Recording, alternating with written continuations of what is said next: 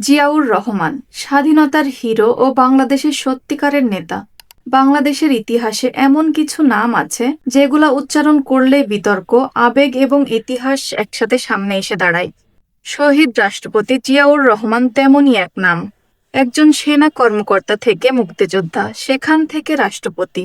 তার জীবন ছিল নাটকীয় বাঁক, সাহসী সিদ্ধান্ত ও গভীর রাজনৈতিক প্রভাবের সমন্বয়। এই ডকুমেন্টারিতে আমরা জানব কে ছিলেন জিয়াউর রহমান, কেমন মানুষ ছিলেন তিনি, স্বাধীনতা যুদ্ধে তার ভূমিকা, রাষ্ট্র পরিচালনায় তার অবদান এবং তার রাজনৈতিক উত্তরাধিকার। জিয়াউর রহমান জন্মগ্রহণ করেন 1936 সালের 19 জানুয়ারি বগুড়া জেলার গাবতলী উপজেলায়। তার পিতা মনসুর রহমান ছিলেন একজন সরকারি কর্মকর্তা। শৈশব থেকেই শৃঙ্খলা ও আত্মনির্ভরতায় শিক্ষা পান জিয়া। তিনি পাকিস্তানি মিলিটারি একাডেমিতে ভর্তি হন এবং একজন দক্ষ পেশাদার সেনা কর্মকর্তা হিসেবে নিজেকে প্রতিষ্ঠিত করেন। সহকর্মীদের কাছে তিনি ছিলেন শান্ত, দৃঢ়চেতা ও দায়িত্ববান। ব্যক্তিগত জীবনে জিয়াউর রহমান ছিলেন তুলনামূলকভাবে সংযত ও কম কথা বলা মানুষ।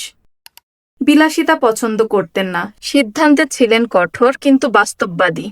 সমর্থকদের চোখে তিনি ছিলেন দেশপ্রেমিক ও সাহসী নেতা, সমালোচকদের চোখে আবার কর্তৃত্ববাদী শাসক। 1971 সালের মার্চ মাস পাকিস্তানি বাহিনীর গণহত্যার মুখে যখন দেশ অগ্নিগর্ভ, তখন ইতিহাসের এক গুরুত্বপূর্ণ মুহূর্ত আসে। 26 মার্চ 1971 চট্টগ্রামের কালুরঘাট বেতার কেন্দ্র থেকে মেজর জিয়াউর রহমান বঙ্গবন্ধু শেখ মুজিবুর রহমানের পক্ষে বাংলাদেশের স্বাধীনতা ঘোষণা পাঠ করেন।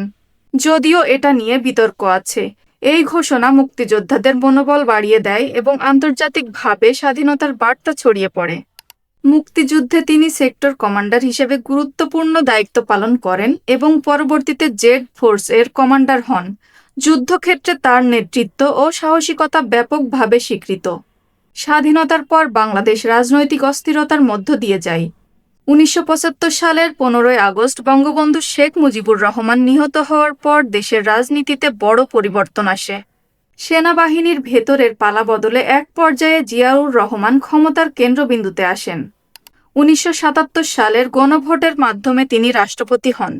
রাষ্ট্রপতি হিসেবে জিয়াউর রহমান কিছু মৌলিক পরিবর্তন আনেন।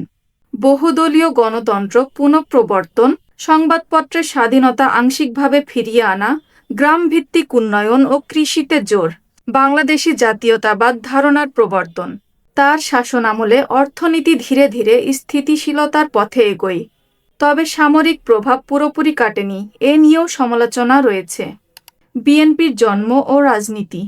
1978 সালে জিয়াউর রহমান প্রতিষ্ঠা করেন বাংলাদেশ জাতীয়তাবাদী দল। এই দল দ্রুত দেশের অন্যতম প্রধান রাজনৈতিক শক্তিতে পরিণত হয়। বিএনপির মূল আদর্শ বাংলাদেশি জাতীয়তাবাদ, গণতন্ত্র, উন্নয়ন ও স্বনির্ভরতা। 1981 সালের 30 মে চট্টগ্রামে এক ব্যর্থ সামরিক অভ্যুত্থানে জিয়াউর রহমান নিহত হন। তার মৃত্যুর মধ্য দিয়ে বাংলাদেশের রাজনীতিতে এক গুরুত্বপূর্ণ অধ্যায়ের সমাপ্তি ঘটে। জিয়াউর রহমানের মৃত্যুর পর রাজনীতিতে আসেন তার স্ত্রী বেগম খালেদা জিয়া। তিনি একাধিকবার বাংলাদেশের প্রধানমন্ত্রী হন এবং বিএনপিকে সুসংগঠিত করেন। তিনি দীর্ঘদিন ধরে বাংলাদেশের রাজনীতির কেন্দ্রীয় চরিত্র। বেগম খালেদা জিয়া কিডনি হৃদরোগ আক্রান্ত হয়ে হাসপাতালে চিকিৎসাধীন থাকা অবস্থায় 30 ডিসেম্বর 2025 মারা যান।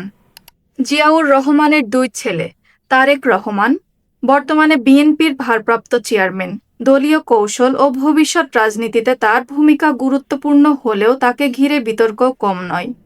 আরাফাত রহমান কোকো রাজনীতির বাইরে ছিলেন এবং 2015 সালে মৃত্যুবরণ করেন। বর্তমানে বিএনপি রাজনৈতিকভাবে কঠিন সময় পার করছে। নেতৃত্ব, আন্দোলন ও নির্বাচন সব ক্ষেত্রেই চ্যালেঞ্জ রয়েছে। তবে তারেক রহমানের নেতৃত্বে দল নতুনভাবে সংগঠিত হওয়ার চেষ্টা করছে। বিশ্লেষকদের মতে বাংলাদেশের ভবিষ্যৎ রাজনীতিতে বিএনপি আবারও গুরুত্বপূর্ণ ভূমিকা রাখতে পারে, তবে তা নির্ভর করবে নেতৃত্ব, কৌশল এবং জনগণের আস্থার উপর। জিয়াউর রহমান ছিলেন এক জটিল ও বহুমাত্রিক চরিত্র।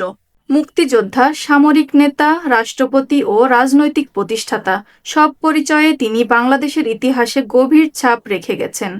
তাকে নিয়ে বিতর্ক থাকবে, প্রশংসাও থাকবে, কিন্তু ইতিহাসে তার নাম অমলিন।